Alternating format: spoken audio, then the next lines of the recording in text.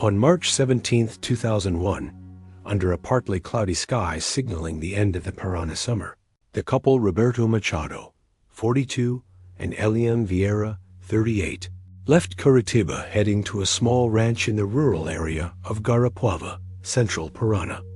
The clock showed 7:15 when their 1999 green Fiat Palio Weekend left the couple's home in the Agua Verde neighborhood. Neighbors confirmed seeing Roberto loading luggage and fishing equipment into the vehicle while Elian briefly said goodbye to a friend who was walking by.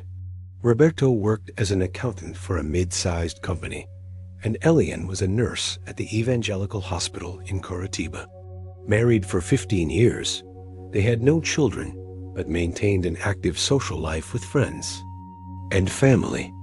The ranch they were headed to, a 4-hectare property inherited from Roberto's father in 1997, was the couple's retreat during holidays and some weekends. Located 12 kilometers from downtown Garapuava, the access road was a dirt path in poor condition, especially during the rainy season. It planned to stay at the ranch for 4 days. Roberto had mentioned wanting to make some improvements to the property, especially the water capture system, which came from a nearby stream, reported Carlos Machado, Roberto's brother, in a police statement. Elian brought some books, as she always did. She enjoyed the quiet of the countryside to read. The last confirmed communication from the couple took place at 13:47 that Saturday when Roberto called his brother, informing him they had arrived safely at the ranch despite a small setback on the road, a tractor that partially blocked the way. He seemed calm and mentioned that the weather was fine and that he would check a fence at the back of the property, which might have been damaged. Carlos added that the disappearance was only noticed 3 days later, on March 20th, a Tuesday, when neither of them showed up at work. Calls to Roberto's cell phone, a newly acquired Nokia 5-2, went straight to voicemail. Elian's phone remained off. Concerned, co-workers contacted their families, who immediately tried to reach the couple without success. That afternoon, Carlos Machado and his brother-in-law Paulo Vieira drove to the ranch to check what had happened. Upon arriving around 17:30, they found the entrance gate unlocked, which was unusual. According to Carlos, the Fiat Palio was parked near the main house with the key in the ignition. Inside the house, they found signs that the couple had started their stay: food in the kitchen, unpacked clothes, and the book Elian had been reading, left open on the veranda table. However, there was no sign of the couple. Authorities were immediately alerted. The military police of Garapuava arrived at the site in 1945, just as the daylight was fading. A preliminary search was conducted around the house, but darkness limited the efforts. The following morning, March 21st, a more extensive team, including sniffer dogs from the fire department, began a systematic search of the property and surrounding areas. What caught our attention immediately was the absence of signs of a struggle or violence inside the house, stated Lieutenant Rodrigo Almeida, who led the initial searches. The beds were made. There were no broken furniture or displaced objects. It seemed as if they had simply gone for a walk and never returned. For 3 consecutive days, over 40 people, including police officers, firefighters, and local volunteers, searched a 5 kilometers radius around the ranch. Trails, streams, wooded areas, and neighboring properties were meticulously inspected. A military police helicopter flew over the region on the 2nd day of the search. Despite the intense effort, no significant trace of the couple's whereabouts was found. If you want to follow more cases like this, ones that deeply affect society and reveal hidden truths, subscribe to the channel so you won't miss any investigations. The formal investigation was initiated by the Homicide and Personal Protection Police Department, DHPP, of Garapuava on March 23, 2001, under the command of Detective Mauricio Silveira. The first steps of the investigation focused on gathering information about the couple's routine, any recent conflicts or threats, and mapping out individuals who frequented the area. We initially worked with three main hypotheses, explained Detective Silveira in an interview with local press. 1 week after the disappearance. The first was the possibility of an accident in a remote part of the property. The second involved a possible premeditated crime. And the third, although less likely given the circumstances found, was a voluntary disappearance. Investigators discovered that 3 months before the disappearance, Roberto had filed a police report about the theft of tools and small farming equipment from the ranch. In that report, he mentioned suspicions about a former employee of the property, Jair Ferreira, 37, who had been dismissed after disagreements over payments. This led investigators to focus on this possible suspect. Jair Ferreira was located on March 26th, living in a peripheral neighborhood in Garapuava. During his testimony, he provided an alibi for the time of the disappearance, stating he had been working on a construction project at his brother's house, approximately 30 kilometers from the ranch. Several witnesses confirmed his presence at the location. Despite this, Jair remained under police observation in the following weeks. Another investigative lead emerged when officers found, among documents in the makeshift office Roberto had set up at the ranch, notes about a possible negotiation to sell part of the property. And notes mentioned a buyer identified only as Ass and an approximate price of $45,000, a significant amount for that time. We tried to identify this possible buyer, but the initials were insufficient for a precise identification, reported investigator Ricardo Lemos. We checked property records and contacted local real estate agents, but we couldn't make significant progress in this line of investigation. In April 2001, a key discovery was made when investigators found Roberto's cell phone in a dense vegetation area, approximately 300 meters from the main house. The phone was off and out of battery, showing signs of exposure to the elements. A technical analysis of the device revealed that the last registered call was the one made to Carlos Machado on the day they arrived at the ranch. This discovery reinforced the hypothesis that something had happened on the first day of the couple's stay at the property. Meanwhile, the financial investigation revealed that Roberto had withdrawn $200 from his bank account 2 days before the trip, an amount higher than what he typically withdrew for stays at the ranch, according to his brother's testimony. No unusual transactions were identified in the couple's accounts after the disappearance, weakening the theory of a planned escape.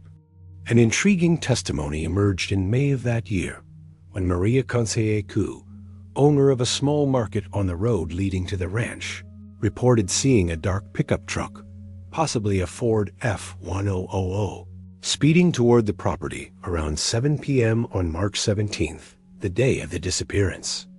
I thought it was strange because it was already getting dark, and the person was driving too fast for such a bad road, she stated. However, she was unable to identify the driver or the vehicle's license plate. The following months brought more frustrations than progress. In August 2001, after pressure from the families, the Paraná Civil Police assigned a special task force to the case, bringing in experienced investigators from Curitiba. New interviews were conducted. Previously searched areas were revisited with more sophisticated equipment, and the ranch itself underwent a thorough technical scan. One of the biggest challenges in this case was the lack of direct witnesses, explained Detective Renato Prado, who took over the task force. We're talking about an isolated rural area with properties far apart, few permanent residents, and a time when electronic surveillance systems were practically non-existent in these regions.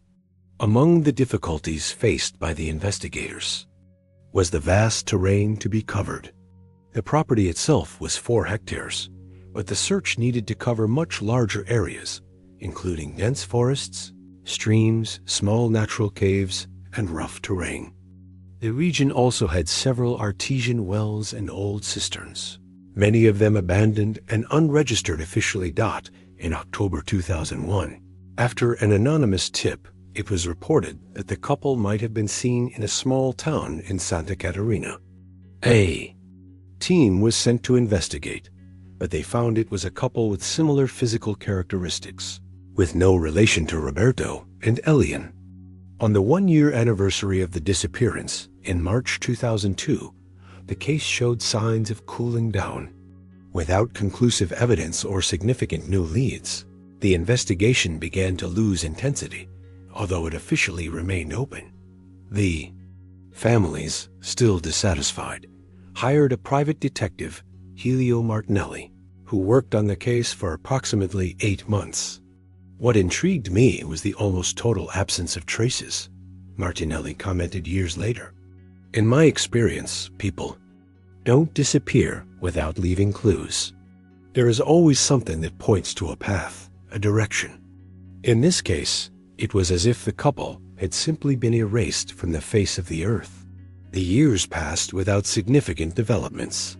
The case of the Machado Vieira couple gradually became one of those unresolved mysteries that occasionally resurfaced in special reports about enigmatic disappearances in Brazil.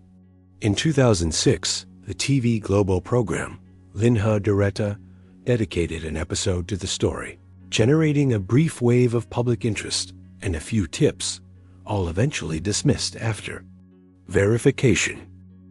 In 2010, nearly a decade after the disappearance, a new lead emerged when an old resident of the area, Sebastião Oliveira, went to the police to report something he had witnessed on the night of March 17, 2001. According to his testimony, he was returning from a fishing trip when he saw, at the beginning of the night, 2 men carrying what appeared to be a body wrapped in a tarpaulin toward a dense forest area near the boundary of the Machado property. I never spoke about it before because I was scared. One of those men was known in the area for being violent, said Sebastião. Also, I moved to Mato Grosso a few days later and only returned to Paraná recently. This information reignited the investigation. The area pointed out by Sebastião was thoroughly searched by teams with metal detectors and dogs trained to locate human remains. Despite the focused effort, no concrete evidence was found. The allegedly violent man mentioned by Sebastião was identified as Antiner Silva, who had passed away in 2008 due to heart complications. Interestingly, the initials AS matched those found in Roberto's notes regarding the possible land sale. In 2013, the case underwent a technical review as part of a program by the Paraná Public Security Department to reanalyze unsolved cases. More advanced forensic technologies were applied to evidence originally collected, including the cell phone found and some fabric fibers collected near a damaged fence at the back of the property. The analysis of the fibers revealed compatibility with the type of shirt Roberto was described as wearing on the day of the disappearance. According to family description, explained criminal expert Dr. Claudia Mendes. However, the time that had passed and exposure to the elements compromised the possibility of more conclusive tests. Between 2014 and 2018, the case remained technically open, but with few practical developments. The Machado and Vieira families never gave up, holding an annual event in memory of the couple and keeping the search for answers alive. Carlos Machado, in particular, dedicated much of his free time to independently investigating the case, gathering information and interviewing people from the region. It was Carlos, in January 2020, who made a decision that would completely change the course of the investigation. Having taken over the management of the ranch after his brother's disappearance, he decided to make improvements to the property, including cleaning out an old, deactivated well located in a more remote area from the main house, structure about 12 meters deep that had been covered with boards and partially camouflaged by the growing vegetation over the years. This well existed when my father bought the property in the 80s, but it was dry and never used by our family, Carlos explained. Over time, it was forgotten, especially because it was in a little visited area of the ranch, near a small eucalyptus grove. On February 17, 2020, a team, hired by Carlos to clean and permanently seal the well, made a macabre discovery. As they removed the boards and began pumping out the accumulated water and mud over the years, the workers spotted what appeared to be human bones at the bottom of the structure. It was a moment of absolute shock, recalled Giuliano Ferreira, one of the workers present. As soon as we realized what it was, we immediately stopped the work and called the owner, who alerted the authorities. The civil police, the Legal Medical Institute, and a forensic archaeology team from the Federal University of Paraná were mobilized to the site. For 3 days, they conducted a meticulous recovery of the remains, which included 2 nearly complete skeletons, partially preserved by the mud and water that filled the bottom of the well. The positioning of the bodies suggested they were thrown into the well at roughly the same time, stated Dr. Ricardo Molina, the forensic pathologist responsible for the initial analysis. We also found fabric fragments, a partially oxidized watch, and what seemed to be remnants of footwear. News of the discovery spread quickly, reigniting media interest in the case. Relatives of Roberto and Elian, who had lived in painful uncertainty for 19 years between hope and mourning, now faced the possibility of a tragic closure to their search, even if it was not the outcome they had hoped for. Leave a comment if you believe that no missing person should ever be forgotten, and that the truth must always be pursued, the report concluded. On March 23, 2020, exactly 19 years after the start of the official investigations into their disappearance, the civil police of Paraná held a press conference. Based on the preliminary results of the examinations conducted by the Criminalistics Institute and the Legal Medical Institute, it was officially confirmed that the remains found in the well belonged to Roberto Machado and Elian Vieira. The identification was made possible by comparing DNA extracted from the bones with samples provided by the families, as well as matching dental characteristics with the couple's dental records, explained Luciana Pessoa, a forensic expert from the Paraná Criminalistics Institute. We also found a wedding band with the inscription Roberto and Elian, 1,410,686, the date of the couple's marriage. Forensic tests revealed disturbing details about the circumstances of their deaths. Both skeletons showed blunt force fractures to the skull, suggesting blows with a heavy object, possibly a sledgehammer or an axe. In Roberto's case, defensive fractures were also found in the bones of his forearms, indicating he had attempted to defend himself from the attacks. The evidence points to a double homicide by cranial trauma, said Dr. Paula Medeiros, a forensic pathologist who participated in the analysis. The placement of the fractures suggests that the victims were attacked from behind, likely in a moment of surprise, and didn't have much chance to defend themselves effectively. With the identification of the victims and the evidence of homicide, the investigation gained new momentum, now focused on identifying those responsible for the crime that had occurred nearly 2 decades earlier. All the information gathered over the years was re-evaluated in light of the new discovery. A crucial element emerged when investigators revisited Maria Consequo's testimony about the dark pickup truck seen on the night of the disappearance. By cross-referencing this information with old records and new interviews, the police identified that Antiner Silva, the man mentioned by Sebastião Oliveira, and whose initials matched the notes found in Roberto's belongings, owned a gray Ford F-1000 at the time. Telephone records from that time, preserved in the files of the original investigation, were reanalyzed using modern connection mapping techniques. It was discovered that in the weeks leading up to the disappearance, there were several calls between a public phone near Antiner Silva's residence and Roberto's cell phone. We believe that Antiner Silva was indeed interested in purchasing part of the land, as the note suggested, explained Detective Enrique Dominguez, who took charge of the case's revival. Our investigation indicates that there was a serious disagreement during the negotiation. Since Antinor Silva had passed away in 2008, the investigators focused on locating possible accomplices. Through testimonies from former acquaintances and distant family members of Silva, they reached Josias Pereira, 58, who had worked as a caretaker on a neighboring property from 1998 to 2002, confronted with the circumstantial evidence linking him to the case and already suffering from terminal cancer. Josias confessed to his involvement in the crime in a formal statement on May 12, 2020. According to Josias, Antinor Silva had agreed to buy part of the ranch for 45,000 reais, even paying a down payment of 5,000 reais to Roberto.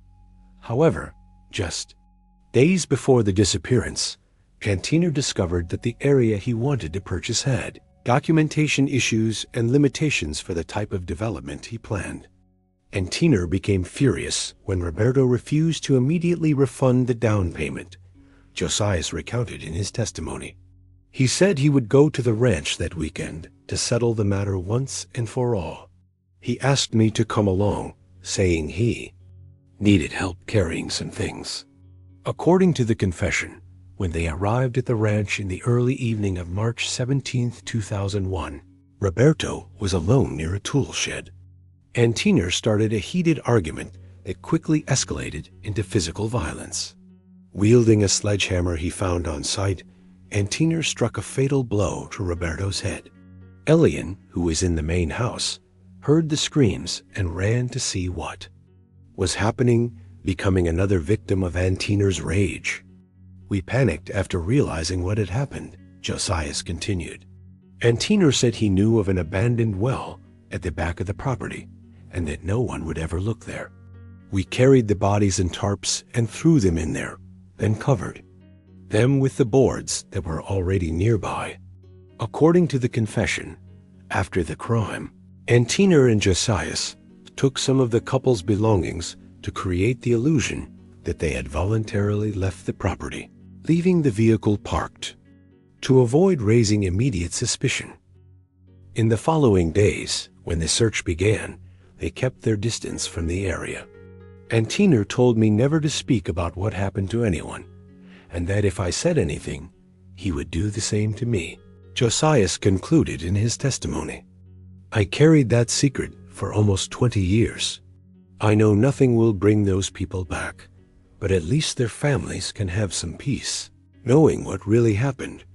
With Josias' confession and the recovered physical evidence, the case was officially closed in July 2020. Josias Pereira was formally charged with double homicide, but he died in August of the same year before the judicial process could be concluded. The Machado and Vieira families were finally able to hold a funeral for their loved ones, nearly 2 decades after their disappearance. The case of Roberto and Elian became emblematic in Paraná, leading to significant changes in the protocols for investigating disappearances. In 2021, the State Secretary of Public Security implemented a special program for the periodic review of unsolved cases using new technologies and methodologies. This case teaches us that no investigation should be considered closed until there are definitive answers, reflected Detective Dominguez. No matter how much time passes, the families of the victims deserve truth and justice. For Carlos Machado, who never gave up on finding his brother, the outcome brought conflicting emotions. It's devastating to confirm what, deep down, we feared for so long. But there is also some relief in finally being able to give them a dignified farewell and have answers about what happened. For 19 years, I lived with a ghost of uncertainty that can finally rest. The ranch where the tragedy occurred was later transformed by Carlos into a memorial dedicated to the couple and to other victims of forced disappearances in Brazil. At the exact spot where the well was found, a small chapel was built, symbolizing how the truth, no matter how painful, eventually finds its way into the light. If you've watched until here, it's because you care about these cases that mark families forever. Leave a comment saying, "I watched until here so I can know you and see who truly cares about the search for truth." Don't forget to like, subscribe to the channel, and share this video so more people can learn this story and the importance of never giving up on finding the truth about those who disappear. The case of Roberto and Elian did not end with the official closure of the investigation. Its impact resonated throughout the Brazilian criminal justice system and the affected communities, creating a legacy that transcended the individual tragedy. In September 2021, inspired directly by this case, the Legislative Assembly of Paraná passed the Roberto and Elian Law, State Law No. 20,792/21, which established new protocols for the investigation of disappearances in the state. Among the main innovations was the creation of an integrated database of missing persons, with immediate collection of genetic material from family members for future comparisons, and the mandatory periodic review of unsolved cases every 5 years. This case showed us how failures in the initial investigative procedures can severely compromise the resolution of a disappearance, explained State Representative Marisa Lobo, the author of the bill.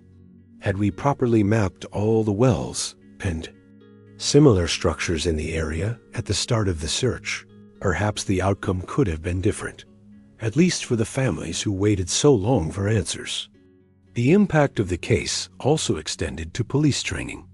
The Paraná Civil Police Academy developed a specific module in its curriculum in 2022 dedicated to the investigation of disappearances, using the Roberto and Elian case as a central study to illustrate both errors to avoid and successful procedures. For the rural communities of the Guarapuava region, the case triggered an awareness wave about security. Associations of residents and farmers implemented community surveillance systems with messaging app communication groups and alert protocols for suspicious situations.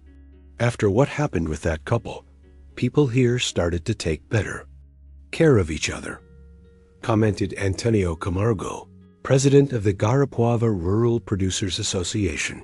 In an interview with a local newspaper in 2023, no one lets strangers enter properties without prior identification anymore.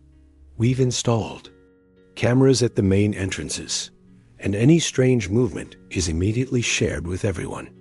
By 2024, the memorial created by Carlos Machado at the former family ranch had transformed into a small support center for families of missing persons.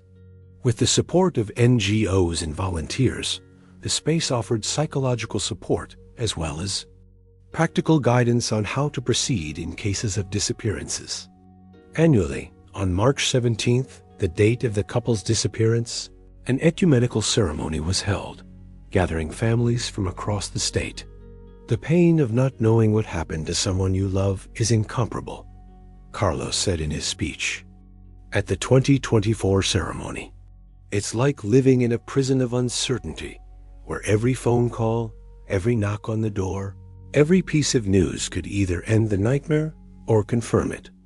Turning this traumatic experience into something that can help other families was the way I found to honor Roberto and Elian's memory. The case also sparked important reflections on the Brazilian judicial system and its limitations. The death of Josias Pereira before his formal trial raised debates about the slowness of criminal processes in the country, especially in old cases. Legal experts and criminal law specialists frequently cited the case as an example of the need for procedural reforms to ensure faster justice without compromising constitutional guarantees.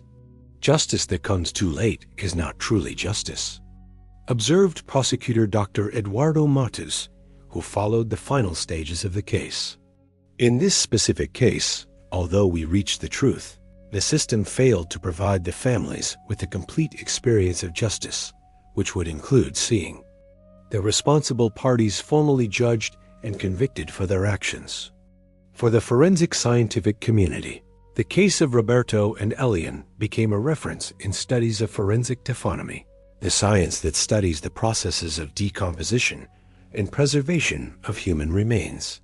The relatively preserved condition of the skeletons, after almost 2 decades submerged in a well environment, provided valuable insights for researchers in the field.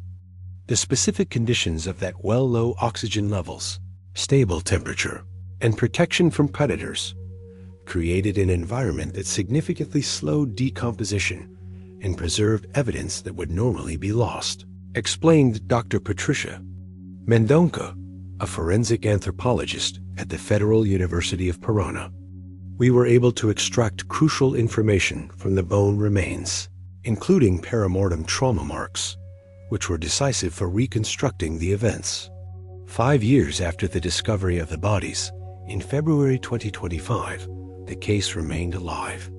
In the collective memory of Paraná, documentaries, podcasts, and books continued to explore different aspects of the story, from the initial investigative failures to the psychological impact of prolonged disappearance on the families. The most significant legacy, however, perhaps lay in the lives directly affected by the tragedy. Paulo Vieira, Elian's brother, who was working as a high school teacher at the time of the disappearance, decided to redirect his career after the case was resolved. In 2022, at the age of 52, he graduated in law and began working as a lawyer, specializing in cases of missing persons, offering free legal assistance to low-income families.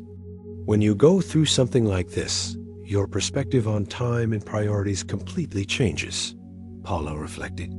I realized I could use my own traumatic experience to help others who were going through the same despair we lived with for nearly 2 decades.